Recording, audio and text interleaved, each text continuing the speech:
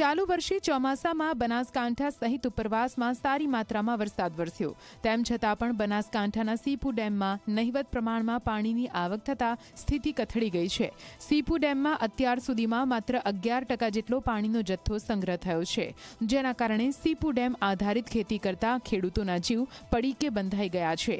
નોંધનીય છે કે વર્ષ 2017ના ચોમાસા બાદ સીપુ ડેમ હંમેશા તળિયા ઝાટક રહ્યો છે. આ વર્ષે પણ સીપુ ડેમમાં પાણીની આવક ન થતા વિસ્તારના ખેડૂતોના જીવ તાળવે ચોંટ્યા છે.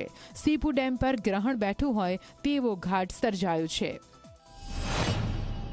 અહીંયા સીપુ ડેમમાં અમે જોવા આવેલા હતા, પાણી નથી, ખાલી છે. અહીં સરકાર દ્વારા પાઇપલાઇન દ્વારા દાંતીવાડામાંથી ડેમમાંથી સીપુ ડેમમાં પાણી નાખે તો અમારા ધાનેરા તાલુકાને પાણી મળવાની શક્યતા ખરી. પાણી નોર્મલ સાહેબ, પાણી ઘણું નથી, ઓછું પાણી એકદમ. ડેમ ભરાશે એવું લાગે? ના, ડેમ આ સાલ ભરાયો તો કોઈ લાગતું નથી.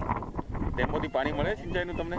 ના, એટલે આમાં જે આપણો કેચમેન્ટ એરિયા છે એ મોસ્ટ ઓફલી 75% કરતાં વધારે રાજસ્થાનમાં છે અને ત્યાં નાના મોટા ડેમ બની ગયા એટલે અહીંયા પાણી આવતું નથી.